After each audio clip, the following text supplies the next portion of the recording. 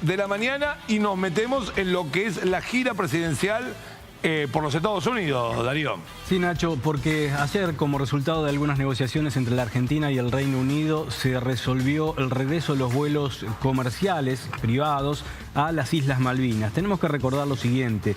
El 14 de julio de 1999, el expresidente Carlos Menem firmó con el Reino Unido, en ese momento el primer ministro era Tony Blair, un acuerdo que establecía esta posibilidad de un vuelo mensual a las Islas Malvinas desde el continente y también la posibilidad de la ida a las Malvinas de argentinos con pasaporte, algo que hasta el momento se había evitado porque los argentinos o la Argentina no querían que los pasaportes fueran visados. Empezó a funcionar un vuelo que era Santiago de Chile, Punta Arenas, Río Gallegos, Malvinas.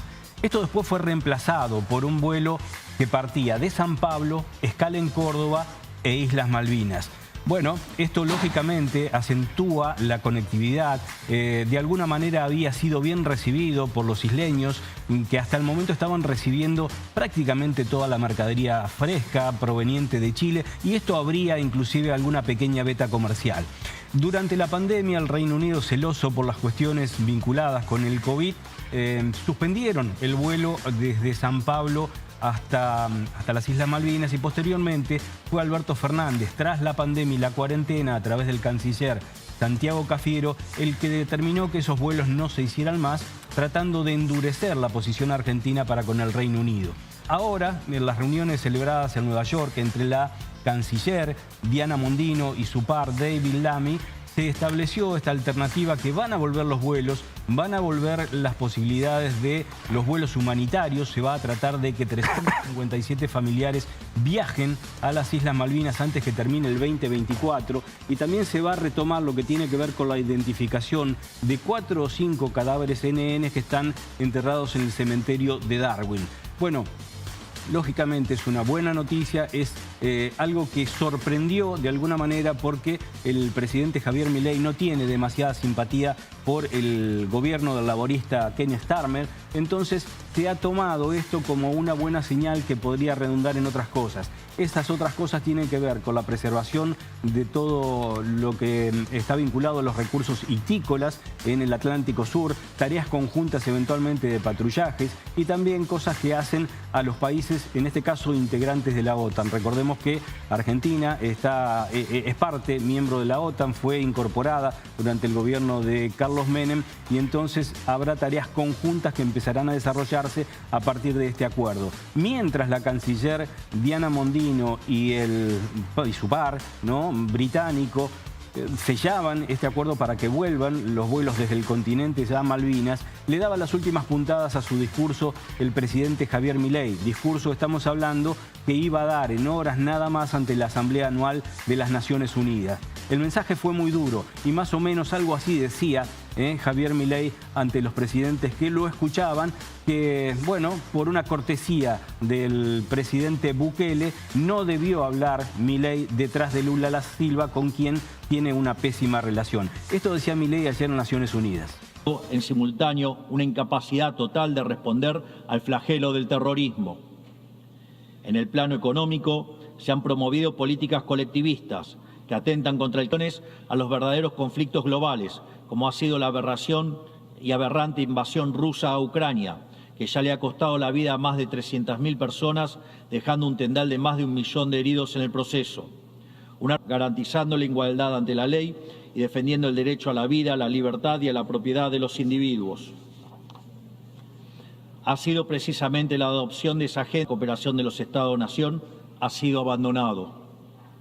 Ha sido reemplazado por un modelo de gobierno supranacional de burócratas internacionales que pretenden imponerle a los ciudadanos en simultáneo una incapacidad total de responder al flagelo del terrorismo.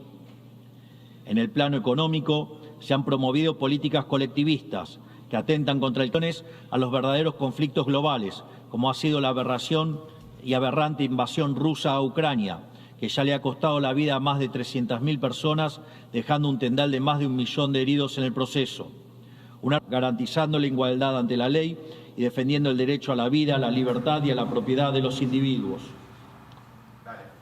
Milei ha sido acusó precisamente directamente a las Naciones Unidas de haber tenido un comportamiento vinculado a la posibilidad de haber cometido delitos de lesa humanidad durante la cuarentena. Fue muy fuerte en esa opinión Milei, acusando a la ONU de haber mantenido encerrado prácticamente a la sociedad mundial en una pandemia que tal vez no hubiera dado para esa medida. Claro. En este caso, bueno, dijo que podría haber cometido un delito de lesa humanidad. Y traemos este tema porque aquí en la Argentina, paralelamente, como lo contamos la semana pasada, hay un proyecto que tiene el consenso de todos los bloques, excepto de Unión por la Patria, para declarar el 20 de marzo Día de Duelo Nacional, justamente en conmemoración a quienes fueron víctimas del COVID, pero también, sobre todo, víctimas de violaciones a los derechos humanos, como ocurrió en Córdoba, en Santiago del Estero, en Formosa y aquí en la mismísima capital federal, donde recordamos, Sarita casi fue detenida cuando quería tomar sol aquí en el Parque 3 de febrero. Darío, sí. Perdón, para dimensionar el discurso. ¿Qué tan importante es esta exposición en ONU? En términos de, es una exposición anual, el año próximo volverá a ir. Alberto Fernández, cuando le tocó ir, fue, no sé si le habrá tocado por tema pandemia, entiendo que hubo 2 años donde esta exposición no se pudo hacer. ¿Cómo es el círculo de que un presidente vaya a hablar en la ONU? Sí, bueno, básicamente exponen todos los años, en el mes de septiembre, generalmente es el día 19, ahora fue un poquitito después, todos los presidentes integrantes de Naciones Unidas. En las Naciones Unidas están representados 194 países y yo he cubierto algunas asambleas, 2 o 3, en las que a veces los presidentes entre ellos prácticamente ni se escuchan. Claro. Pero los mensajes después son decodificados y empiezan a intervenir, sobre todo cuando son presidentes importantes, o el presidente de los Estados Unidos, o el presidente del Japón. Empiezan a intervenir en predicciones a futuro, en los comportamientos de los mercados. Ayer se sostenía que después del mensaje de Javier Milei, los bonos argentinos habían bajado, igual que como lo hizo la bolsa, aproximadamente el 3%. Desde ese punto de vista es importante, esto ocurre todos los años. Alberto Fernández estuvo, excepto los años de pandemia, como bien lo dijiste, y esta fue la primera participación de Milei, que fue contra la institución, y quiero destacar que esta acusación a la ONU de haber cometido eventualmente delitos de lesa humanidad, la tenemos que unir con la República Argentina, porque si acusa de esto a Naciones Unidas, muy probablemente el gobierno, a través de quienes estén trabajando en el área de justicia, estén pensando en promover alguna causa a quienes estuvieron en el poder aquí en la República Argentina durante la cuarentena eterna. Gracias, Darío. 11